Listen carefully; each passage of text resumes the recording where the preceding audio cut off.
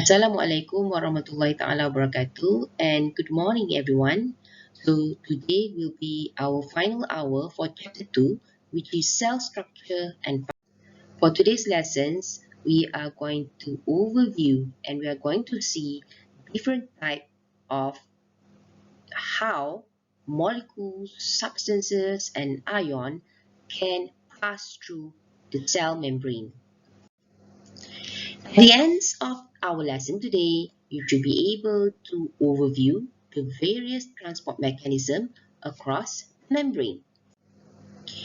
And first, we are going to look at the transport across membrane. If you still remember, when we talk about membranes or plasma membrane, they are selectively permeable towards certain molecules, ions, and substances. And the main component of plasma membrane is the phospholipid bilayer, which consists of hydrophilic head and hydrophobic tails. You still remember? Good. And we know that the hydrophobic tails, it is away from water or do not like water, and there are only certain molecules that can pass through the hydrophobic region, such as hydrocarbons, carbon dioxide, and oxygen.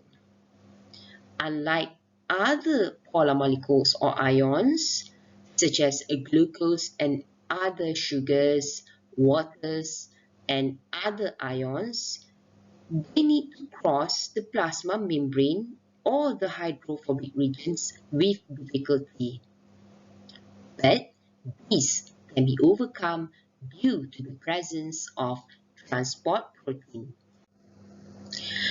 The transport across membrane basically consists of two types of transportations.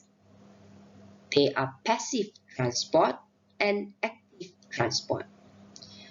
Passive transport means it do not require ATP. Unlike to active transport, the molecules, transportations of the molecules require ATP. The passive transport is divided into three types, which are simple diffusion, facilitated diffusions, and osmosis, whereby the active transport is divided into two. We have the sodium-potassium bulk and the bulk transport. The bulk transport is also divided into two, which are the endocytosis and exocytosis. The endocytosis is referring to the movements of molecule into the cell for the cell to eat, which is phagocytosis, and for the cell to drink, which is the pinocytosis. And the movements, the removal of the toxic or toxin from the cell, out from the cell, is known as exocytosis. For passive transport, the substances diffuse spontaneously down their concentration gradients, crossing a membrane with no expenditure of energy by the cell, which means no energy is required. The rate of diffusions can be greatly increased by transport protein in the membrane. As you can see here, the passive transport is divided into two. We have diffusions and facilitated diffusion. For diffusion, the hydrophobic molecules and very small uncharged molecule can diffuse through the lipid bilayer. So this is actually referring to the lipid bilayer, whereby for the facilitated diffusion, many hydrophilic substances can diffuse through the membranes with the existence of transport protein. So these two known as transport protein, either protein channel, which is on the left. So this is the channel protein, or carrier protein.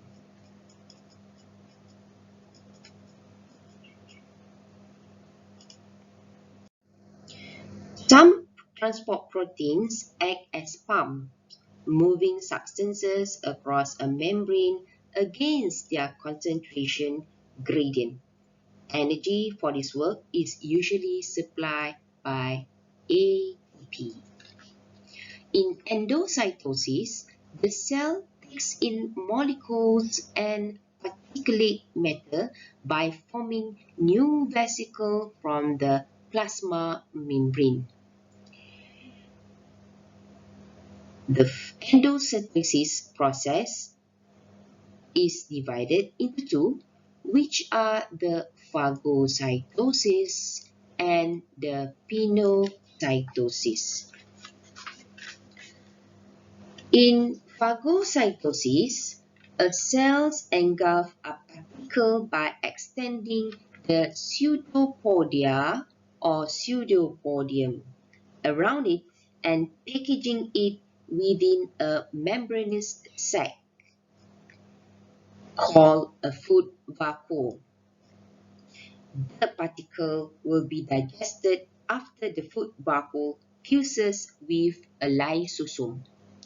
I believe that you still remember the functions of lysosome, whereby in pinocytosis, a cell continually gulps droplets of extracellular fluid into tiny vesicles formed by enfoldings in the plasma membrane. And for the exocytosis, it is referring to the cell secrete certain molecules by the fusions of vesicle with the plasma membrane. So this is known as exocytosis.